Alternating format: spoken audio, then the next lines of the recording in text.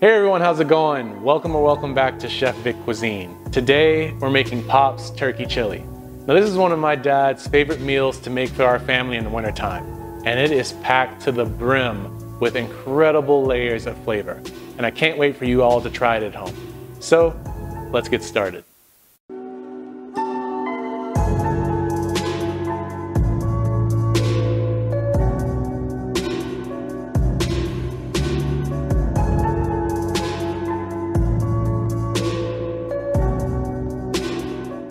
So for my Pop's Turkey Chili, all you really have to do is dice up a bunch of vegetables and watch the pot as it cooks. So getting things started, we need one large zucchini that we're going to remove the top and the bottom from and dice it along the length of the zucchini, and then I like to double bag and quarter each of those slices. Next up, we're going to need one large red bell pepper, and here I have a cool way of slicing it to get the most out of your pepper. You first want to chop off the top and the bottom of the pepper, and then cut a line through the length of the pepper to open it up, and then you can run your knife along the inner edge of the bell pepper to cut away all the inner parts of the pepper that we don't need. Then you want to take your pepper and slice it down into easily managed pieces, and then dice those up into bite-sized pieces. You don't have to get really specifically small here. We're going to place this in a food processor, but if you dice it, it'll make the flavors more evenly distributed when we process it.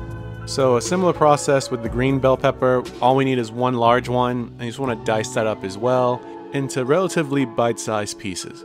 Let me know down in the comments if you like this way of cutting a bell pepper.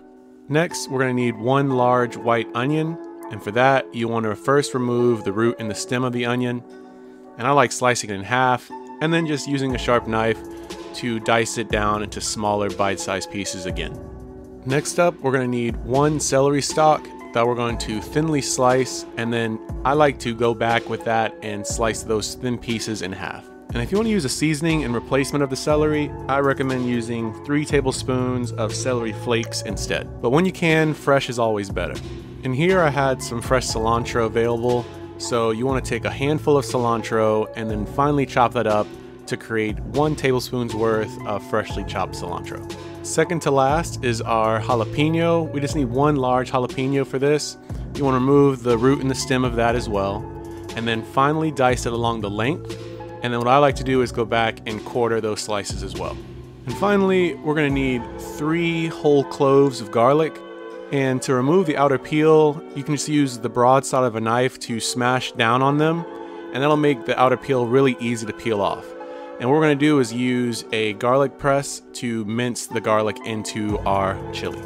Now into the bowl of a food processor, we want to add in our onions, our green peppers, as well as our red bell peppers.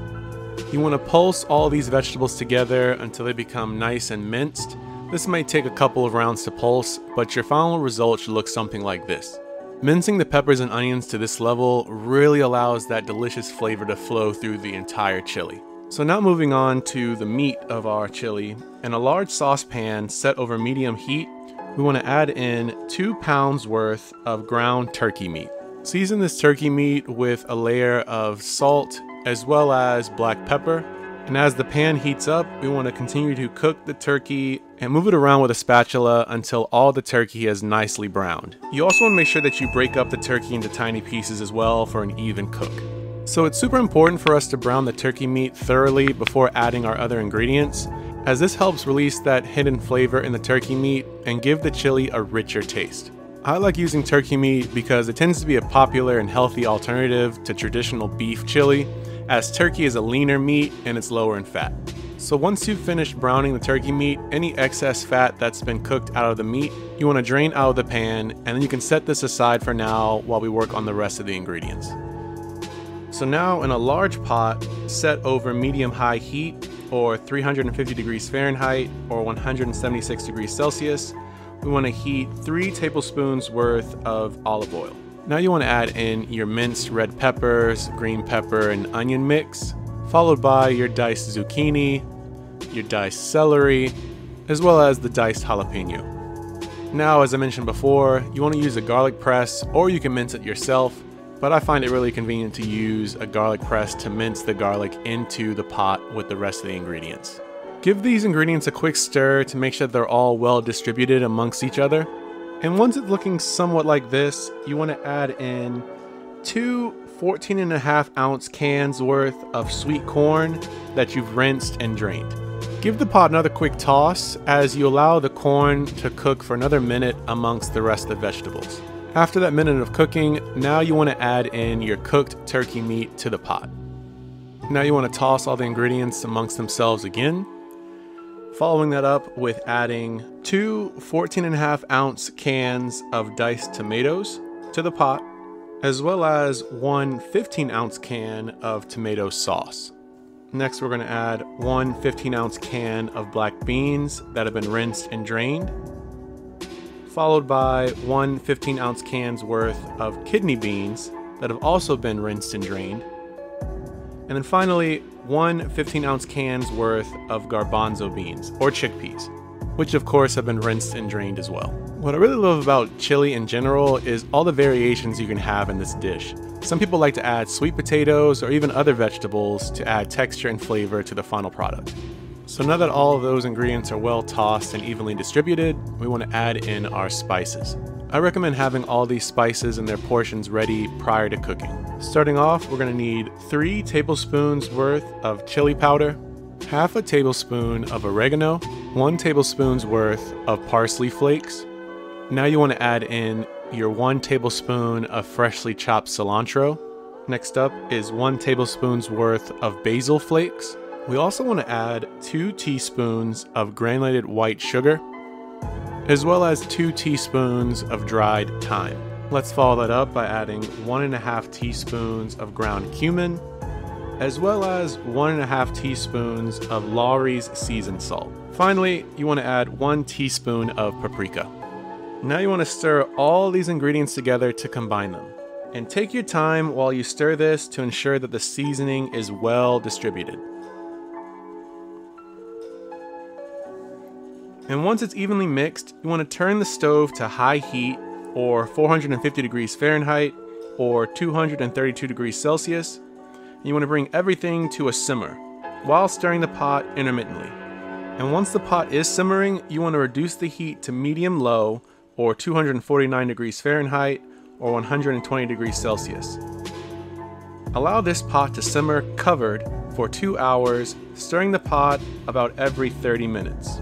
Cooking this chili for this long period helps to meld the flavors together and create a more delicious and rich tasting chili. And another great advantage of turkey chili is that it can be made in a variety of ways. It can be made in a slow cooker, on the stovetop like I am, or even in a pressure cooker. But after that simmering time is up, I like to take a small spoon and taste the broth of the chili itself to see if it needs any more salt and black pepper, and then I add those accordingly. And once the chili's flavor is to your liking, you can transfer this to a bowl and it's ready to be served and enjoyed. And just like that, you've made my Pop's turkey chili right at home. Serve this with a topping such as grated cheese, sour cream, avocado, or even some more fresh cilantro. This is a perfect dish for a cold night, family gathering, or even as a meal prep for the week. You can also use ground beef for this recipe as well. Just make sure that you always drain the excess fat from the meat prior to adding it to the large pot. But when you do try this recipe, be sure to tag me at Chef Vic Cuisine or hashtag Chef Vic Cuisine so I can see your great takes on this dish. As always, this recipe and many more can be found in my cookbook, Chef Vic Cuisine Volume 3, Upgrading Your Inner Chef. And that's available on Amazon, and I'll be sure to leave a link to that in my description box. And feel free to click the pop-up on the screen for more information on that as well. Thank you all so much for watching. I really hope you enjoyed this recipe, and if you did, make sure you smash that like button for me. It'll really help boost the channel's performance, and it's one of the best ways to show your support. And if you haven't done so already, make sure you hit that subscribe button too to see more recipes just like this one. I make new recipes each and every week, and I hope to be able to teach you how to make them for yourselves, your family, and your friends. So if that sounds good to you, make sure you hit that subscribe button. And sharing is caring, so if you think someone else will enjoy this recipe just as much as you did, make sure you share this video with all your family and friends. And stay tuned for next week where I show you how to make perfectly crispy cooked chicken wings, awesome for a get-together or a game day. Well, thank you all so much for watching this recipe. I really hope you enjoyed it. I appreciate all your support. Check out more recipes on my page now. YouTube thinks you'll like this recipe, so let's see if they're right. And I'll see you next time on another episode of Chef Vic Cuisine. And until then, peace.